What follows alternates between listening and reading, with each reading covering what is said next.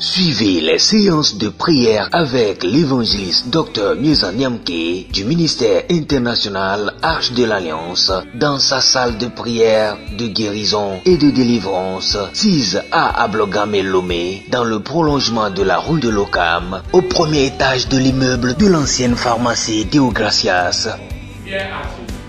Il est unique et il est résolu. La paix se trouve uniquement en Jésus. La grâce se trouve uniquement en Jésus. Le bonheur se trouve uniquement en Jésus.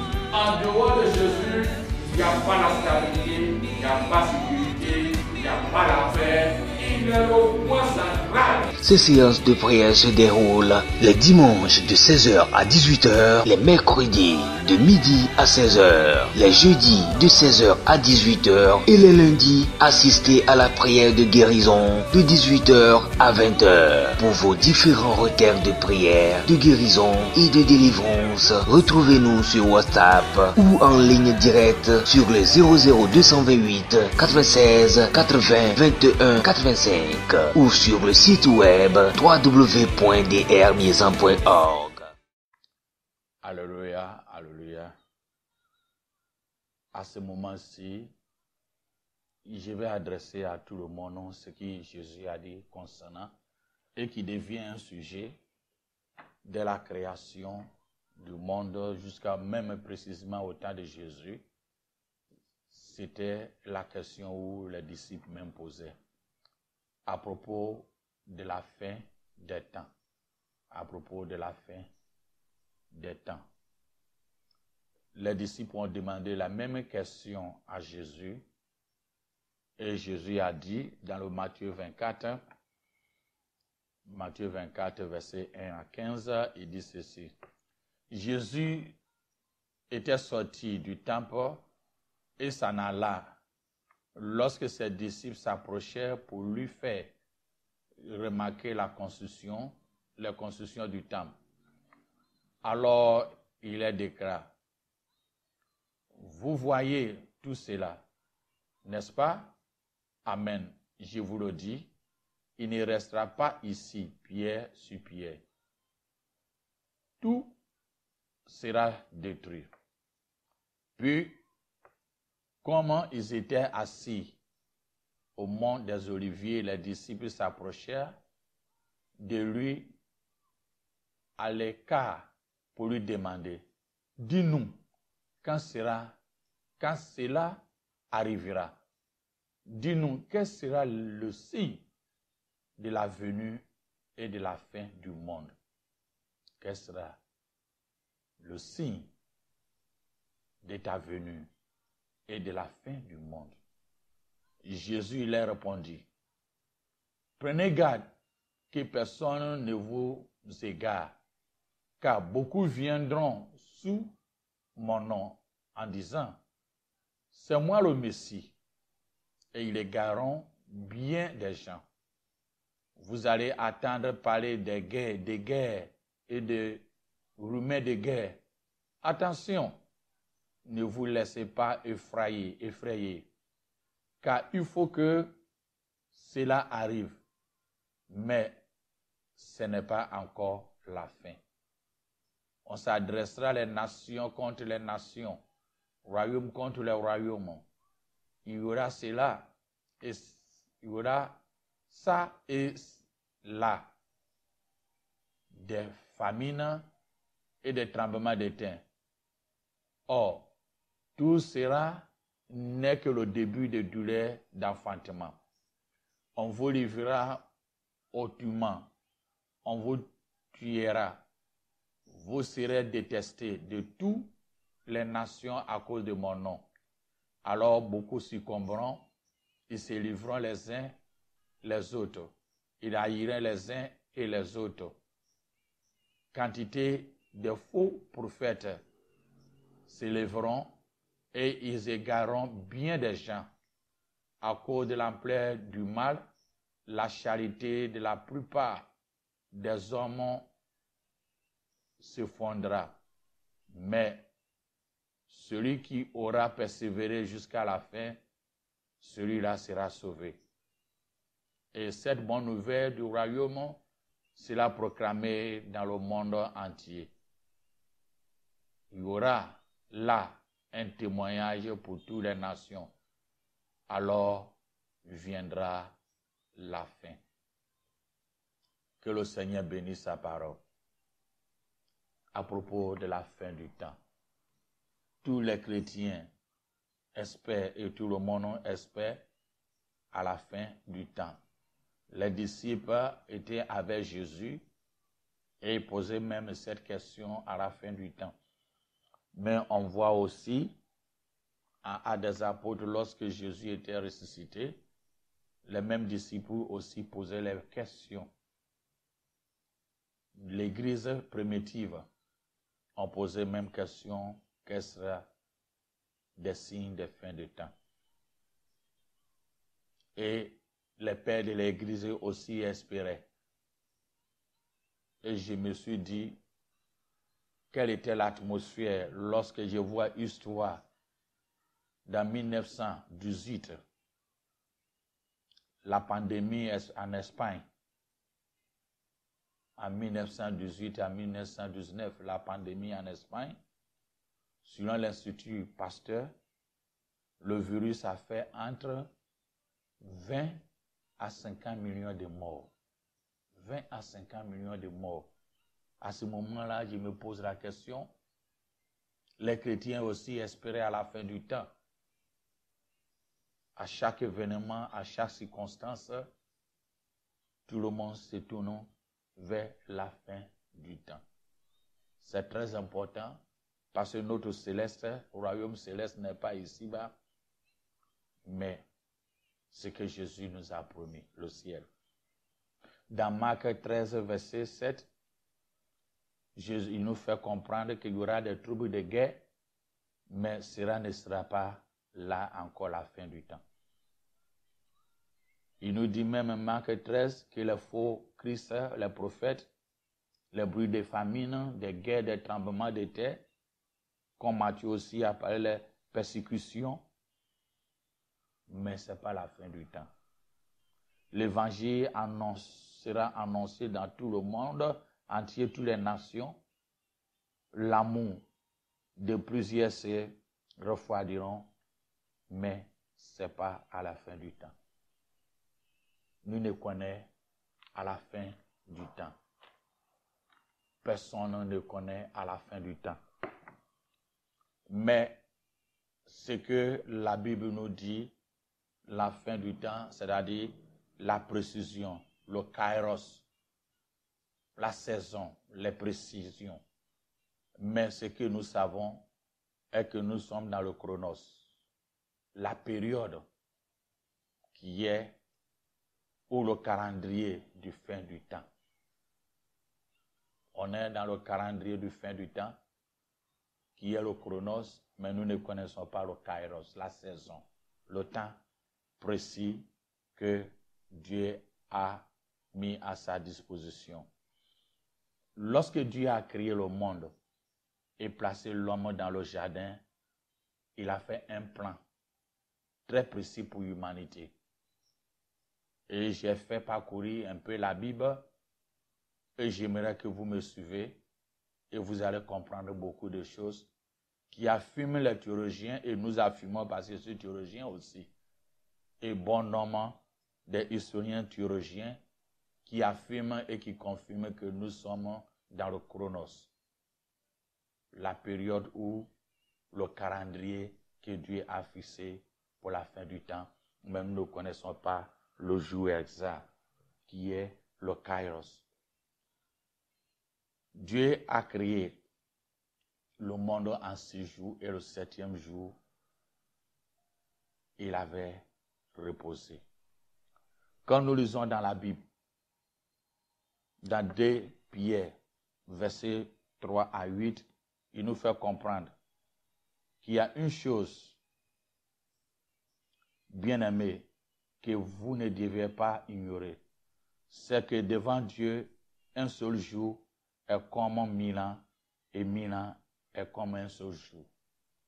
Si nous prenons l'analogie de ce que Pierre a dit, ce qui veut dire que un seul jour égale à 1000 ans. et 1000 ans égale à un seul jour.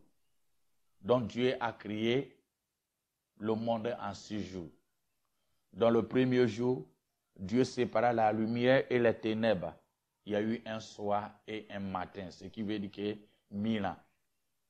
Deuxième jour qui fait 2000 ans, Dieu sépara les eaux qui sont au-dessus de la tendue avec les tendues qui sont au-dessous de la tendue. Il y a eu un autre soir et un matin. Troisième jour, il rassemblait les eaux au-dessus des cieux et fait paraître la terre sec. Quatrième jour, il fait du soleil et du midi et des signes du temps sacré. Il y a un soir, un matin qui est quatrième jour et qui est 4000 ans. Cinquième jour, Dieu a créé les oiseaux de l'air et les poissons de la mer. Sixième jour, Dieu a créé l'homme. Dieu a créé la terre et les créatures et fait humanité. C'était le sixième jour. Et le septième jour, Dieu reposera. Donc, quand nous voyons ce que Pierre a dit, qu'un jour égale à 1000 ans, ce qui veut dire que 6000 ans étaient passés et Dieu, dans le septième jour, il reposera. Dans le septième jour, il reposera. Quel changement! Le monde entier viendra à Dieu et son enseignement. Le septième jour, quand nous regardons, on commence l'histoire de la création, on révèle le plan directeur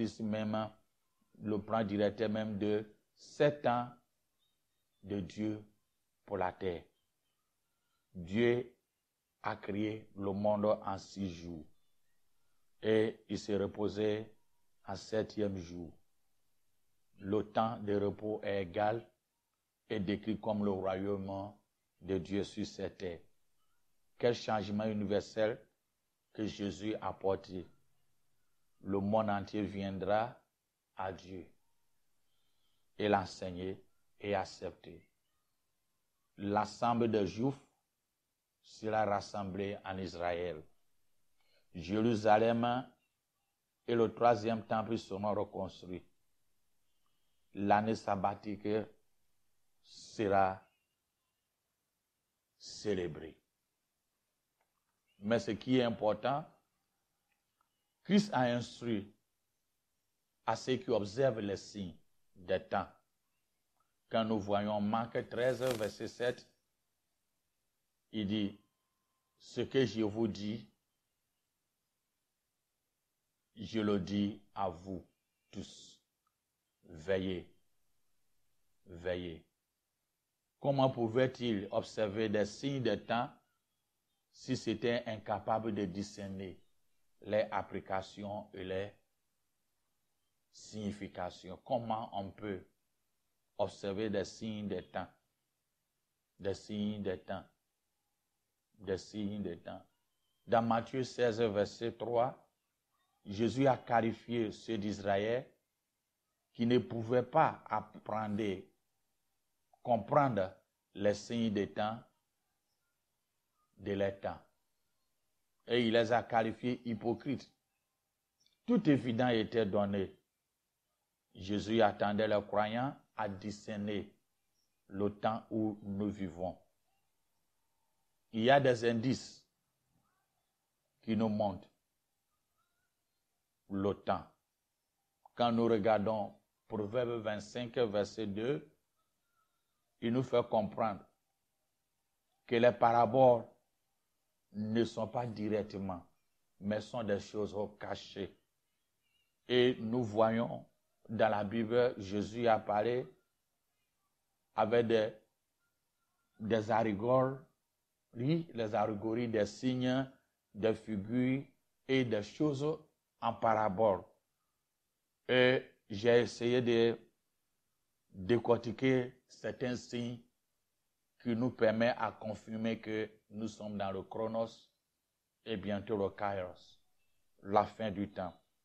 lorsque nous voyons 1 Roi chapitre 10, verset 19, on voit que le roi Salomon a conçu le trône. Et son trône avait 6 degrés. Et la partie extérieure supérieure étant arrondie par les deniers de sa chaise du trône. Et le 7e degré était vide et attendait le Messie. Ce qui nous montre 6, qui est la création. 6 ans, 6000 ans. Et le 7e, il attendait le Messie. Donc son trône avait 6 degrés. Et le 7e était réservé pour le Messie. 1 Roi 10, verset 19. On voit Matthieu 17, que Jésus dit, après 6 jours, Jésus a amené les disciples le plus haut proche dans les montagnes et il a été transfiguré.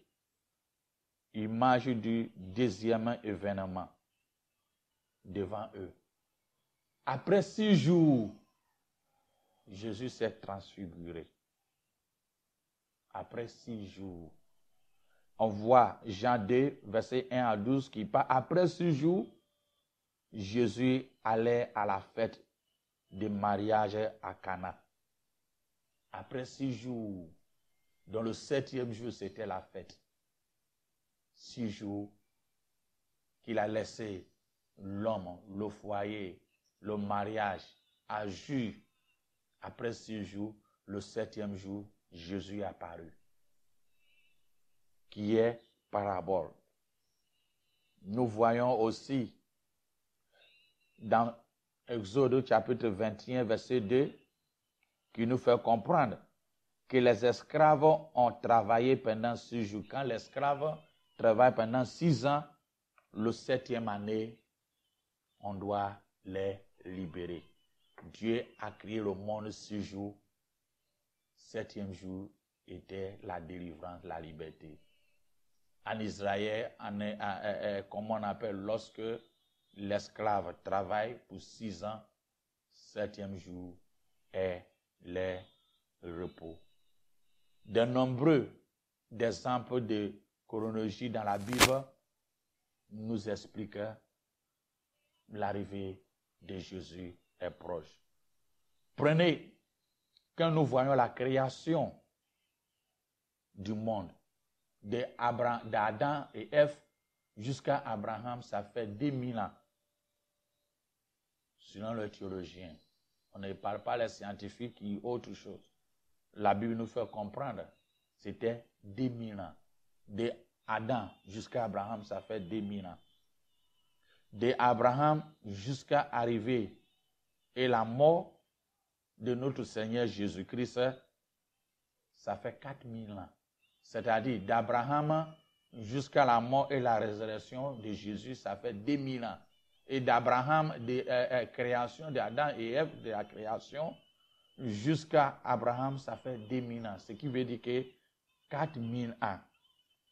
Et si nous examinons, après la résurrection de Jésus jusqu'à maintenant, nous sommes dans les 6000 ans. 2000 ans. Environ 2000 ans.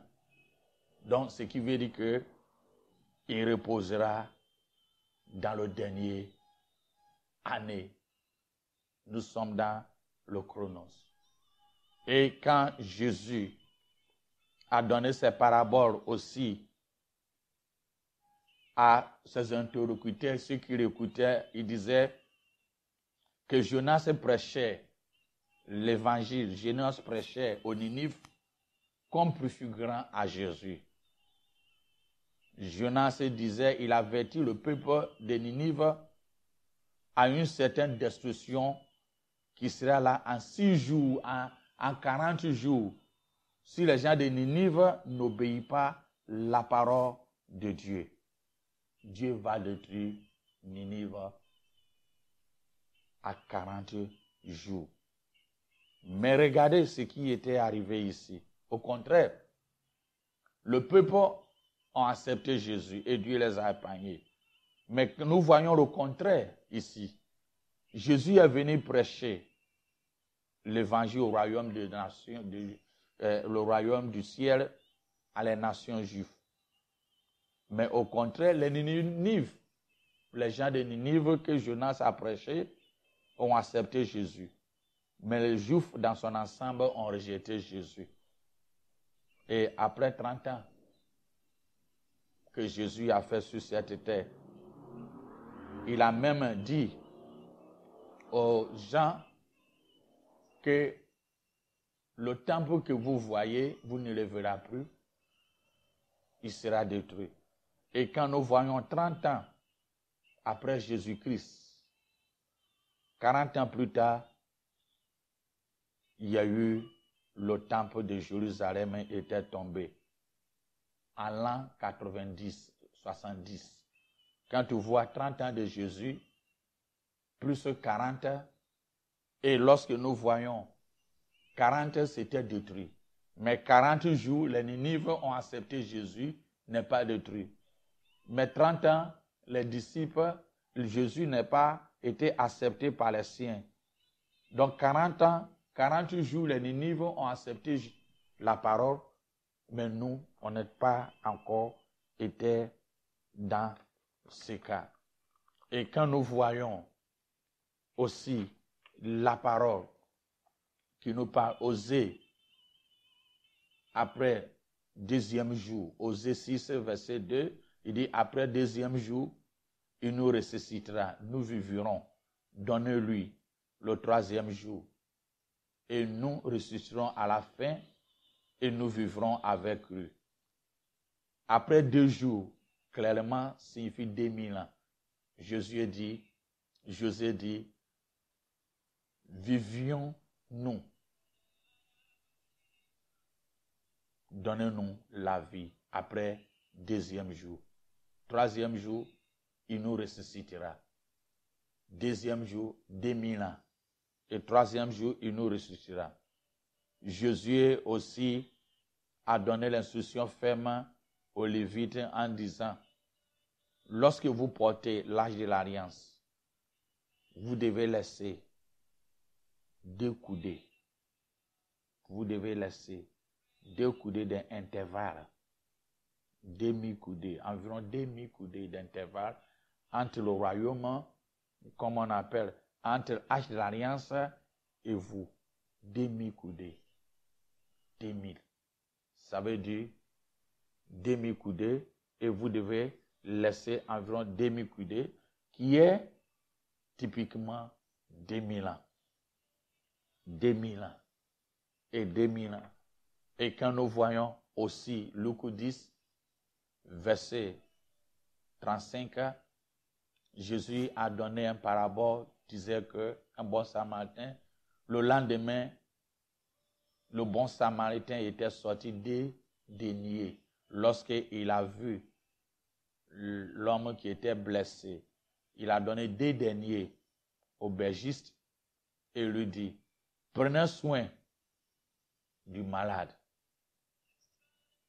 Et quoi que vous dépenserez plus, je viendrai et je vous rembourserai.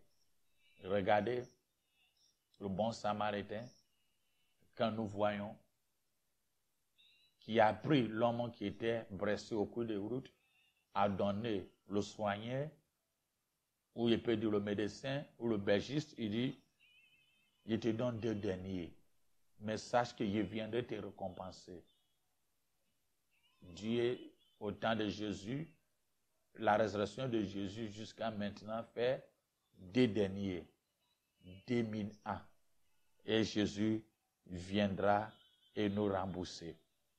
Dans Genèse 41, verset 39 à 42, il nous parle, Pharaon a laissé son trône et il disait à Joseph, je te donne tout le royaume et tu dois gouverner tout le royaume. Typique de Joseph, typique de Jésus à gouverner le royaume et Pharaon typique de Dieu lui-même. J'ai à dire une chose, la venue de Christ est proche. Il a créé le monde en 6 jours. Et le 7e jour, il était reposé. Nous sommes dans le dernier moment. Nous sommes dans le chronos. Et le kairos arrive. Et quand nous voyons le temps, après la résurrection de Jésus, jusqu'à maintenant, si on prend 30 années qu'il a fait, plus 2000 ans, on suppose que ça serait 2030. C'est ça que beaucoup de théologiens basent dessus, que Jésus va venir dans 2030. Mais loin de là, nous sommes dans la période, le chronos. Et la saison précise, qui est le jour où on ne peut pas connaître. Le jour, comme Pierre nous dit, est-ce que ça serait en un clin d'œil ou bien ça serait des processus que Dieu a mis en place, personne ne peut savoir. On peut comprendre que des événements peuvent passer et Dieu peut permettre des processus enlever ses enfants sans le connaître, sans comprendre. Mais nous devons veiller. Parce que bientôt le kairos, le temps précis arrive. La fin du temps est proche. Nous devons veiller à tout moment. Nous devons crier à tout moment. Nous devons chercher la face de Dieu à tout moment. Il pleut ou il neige, il arrive. Il arrive. Ne sois pas culpabilisé. Quand j'ai lu 2 Rois chapitre 1, il y avait un roi, Joachim, était tellement méchant et Dieu était en colère contre lui. Mais lorsqu'il était dans les difficultés, il a crié à l'Éternel, sauve-moi. Et Dieu lui a tendu la main, il a sauvé. Ne sois pas culpabilisé, croyez que ce que vous voyez maintenant, c'est ta fin. Crie à ton Dieu. Le temps est entre ses mains. En nous, de suivre ses voies. À la fin du temps, est proche. Le kairos est proche. Sois béni. C'était une émission de l'évangéliste Dr Nieza Niamke du ministère international Arche de l'Alliance dans sa salle de prière, de guérison et de délivrance 6A à Blogamé Lomé dans le prolongement de la rue de l'Ocam au premier étage de l'immeuble de l'ancienne pharmacie Deogracias. Ce que nous gardons à la maison ne sauve pas. Les statues ou les statues ne sauvent pas. Les sacrifices à gauche et à droite ne sauvent pas. Le sang humain pour faire des sacrifices ne sauve pas. Celui qui sauve est celui qui, lui seul, a donné son sang pour l'humanité. Alors, tu veux la paix, c'est en Jésus. Tu veux le bonheur, c'est en Jésus. Tu veux la providence, c'est en Jésus. Tu veux la sécurité, c'est en Jésus. En Jésus, en Jésus, en Jésus. Ces séances de prière se déroulent les dimanches de 16h à 18h, les mercredis de midi à 16h, les jeudis de 16h à 18h et les lundis, assistez à la prière de guérison de 18h à 20h. Pour vos différents requêtes de prière, de guérison et de délivrance, retrouvez-nous sur WhatsApp ou en ligne directe sur le 00228 96 80 21 85 ou sur le site web www.drmiezan.org.